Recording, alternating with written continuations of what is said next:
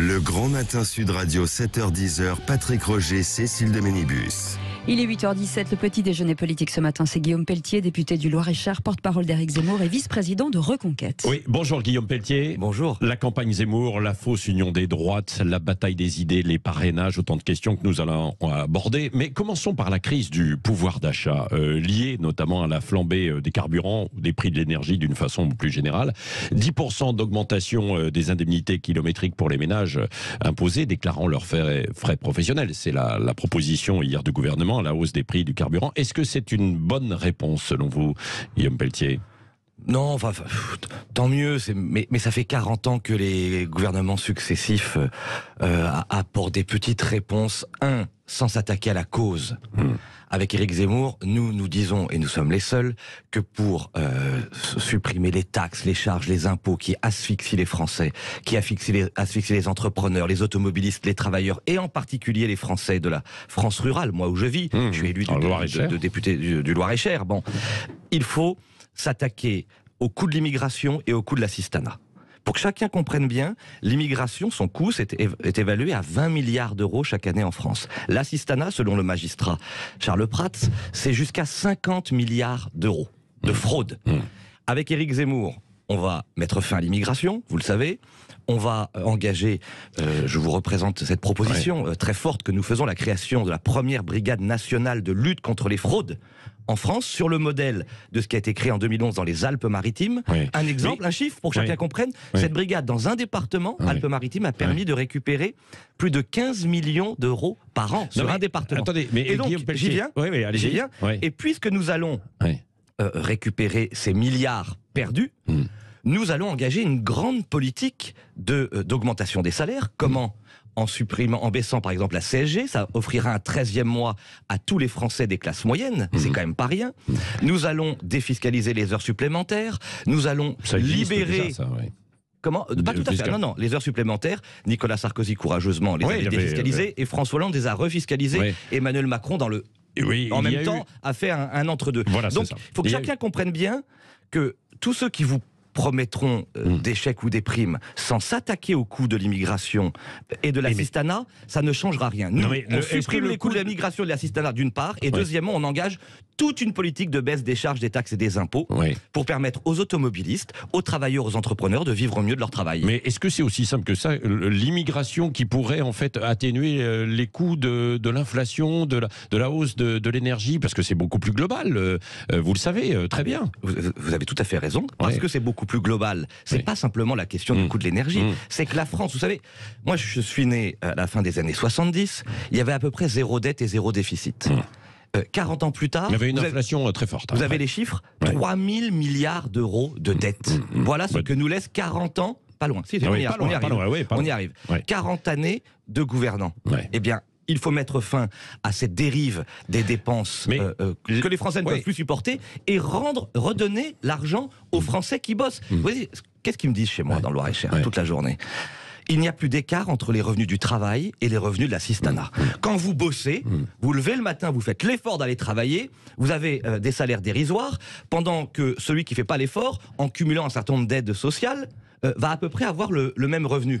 Ça n'est plus possible. Mais sur l'immigration, on va revenir au pouvoir d'achat, mais sur l'immigration, est-ce que c'est uniquement un coût ? Parce que certains autres rapports disent qu'au contraire, ça permet aussi à la France, ça lui rapporte, parce que ça lui apporte en fait une certaine main-d'œuvre qu'elle n'aura pas sur son territoire. Et d'ailleurs, encore aujourd'hui, dans beaucoup de secteurs, que ce soit agricole, sur les chantiers, etc., s'il n'y avait pas l'immigration, la France ne tournerait pas. Pourquoi ? Vous êtes en Loir-et-Cher, vous le voyez, sur les bâtiments, sur les chantiers, dans l'agriculture, dans les vignes, vous le voyez quand même. C'est les vieux trucs de la classe politique pour dire ça nous rapporte. Les Français, nous, on n'en peut plus de l'immigration. Il y a trop d'immigration en France. L'immigration n'est pas une chance pour la France. Il faut y mettre fin. Voilà. Et donc avec Éric Zemmour, je vais vous donner quelques chiffres.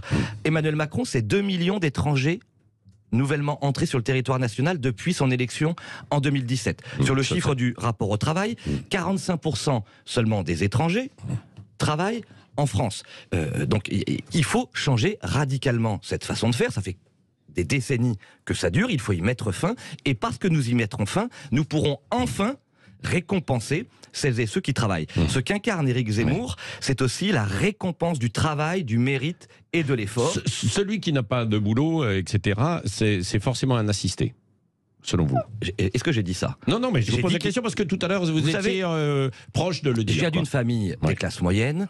Mon père a connu le chômage. Bien sûr que la solidarité nationale, la fraternité doivent s'appliquer, puisqu'on peut tous connaître un accident de la vie. Et ça, c'est noble. Et ça, c'est beau. Et ça, c'est l'honneur de la France. Et nous le préserverons. Mais vous savez, les excès, les dérives, les gaspillages, c'est absolument considérable. Je ne suis pas Charles Prats, je ne suis pas non plus Pascal Brindot, député de Loir-et-Cher, qui a commis un rapport passionnant sur les fraudes, évalué à des dizaines de milliards d'euros. Donc il faut juste remettre du bon sens, de l'honnêteté publique, lutter contre ces fraudes et redistribuer à ceux qui le méritent. Oui, bon, et en tout cas, ça permet aussi d'avoir une politique économique, c'est ce que vous voulez dire. Là, votre politique économique, elle sera bâtie sur ce point, quoi. Voilà, première chose avec Éric Zemmour, augmenter les salaires de ceux qui travaillent. Deuxièmement, supprimer, vous l'avez noté aussi, ces droits de succession et de mutation qui pèsent aujourd'hui très lourdement sur nos entreprises. Je prends un exemple, là encore dans ma circonscription,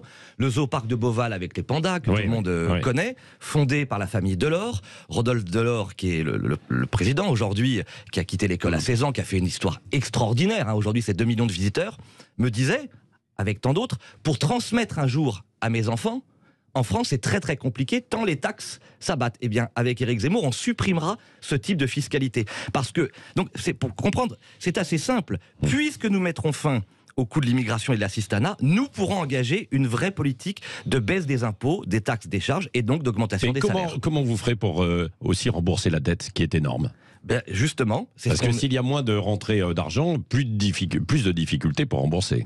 Vous avez tout à fait raison, c'est la raison pour laquelle vous supprimez les gaspillages, je viens de le dire, vous augmentez les salaires, par conséquent vous recréez de la croissance, de la consommation. Vous savez bien le nombre de nos compatriotes qui doutent et qui se disent entre ne pas aller travailler puisque l'écart est ténu, ça vaut pas le coup. Quand on va recréer cet écart entre le travail et les revenus de l'assistance, quand on va augmenter les salaires par la consommation, par la TVA, les recettes fiscales de l'État augmenteront. Oui. Finalement, quand je vous écoute là sur ce discours, il n'y a pas énormément de différence avec Marine Le Pen. Je ne sais pas s'il y a vous savez, avec Éric Zemmour... Vous rejoignez quand même, non? mais tant mieux. Vous savez, avec Éric Zemmour, notre originalité...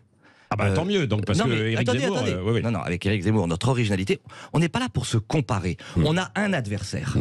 C'est Emmanuel Macron. Oui. C'est le macronisme, c'est-à-dire ce mondialisme financier, ce refus d'écouter la France des classes moyennes, ce mépris pour la France rurale. C'est ça le macronisme. Face au bloc dit progressiste, qu'il incarne, il l'assume, Emmanuel Macron, il y a un bloc républicain, patriote, conservateur, qui fédère en plus toutes les droites, autour d'Éric Zemmour. Qu'il y ait eu ici ou là dans les programmes du Front National ou des Républicains des similitudes, tant mieux, puisque Éric Zemmour est l'homme de la synthèse et de l'union des droites. Et Guillaume Pelletier, et avec Valérie Pécresse, n'est pas votre adversaire non plus alors?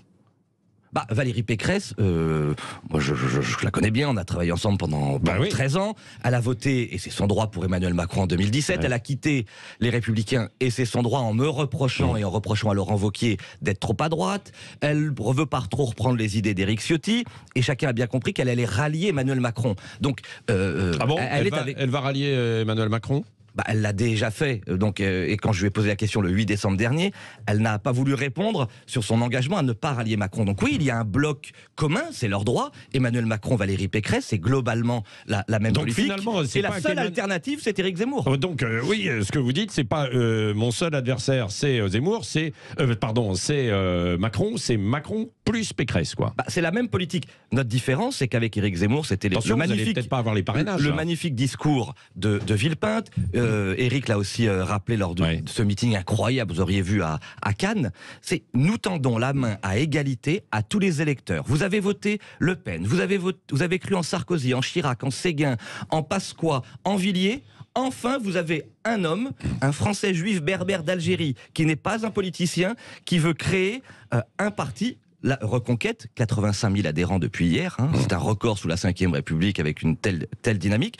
Et nous y avons des électeurs, des Républicains, du Front National, des Indépendants. C'est ça l'originalité. Il y a non seulement une conviction, une cohérence, il y a une vision pour la France et il y a une volonté de rassemblement. C'est la première fois dans notre histoire qu'à l'occasion d'une élection présidentielle, nous allons enfin pouvoir être tous unis, rassemblés et fédérés derrière un candidat, Éric Zemmour, pour l'emporter et sauver la France. Alors vous avez rejoint donc Éric Zemmour. Il y a eu un certain nombre de cadres du RN qui n'étaient pas encartés, mais comme Gilbert Collard, des personnalités.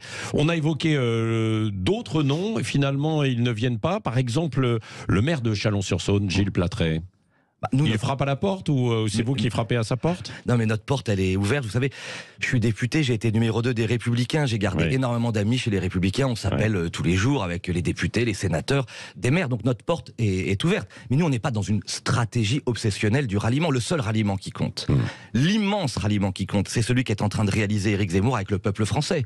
Regardons l'affluence dans les meetings, les audiences des émissions de télévision, le développement des réseaux mais là, sociaux. ça patine quand même dans les intentions de vote. Ah bon? Comment vous l'expliquez?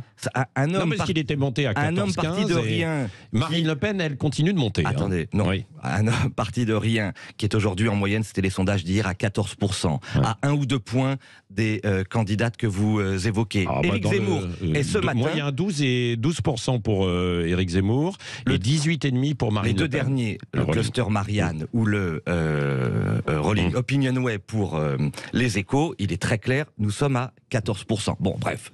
Ce qui compte, c'est la dynamique. Ce qui compte, c'est que ce matin, nous sommes au pied du second tour. Et moi, je lance un appel à chaque électeur de droite.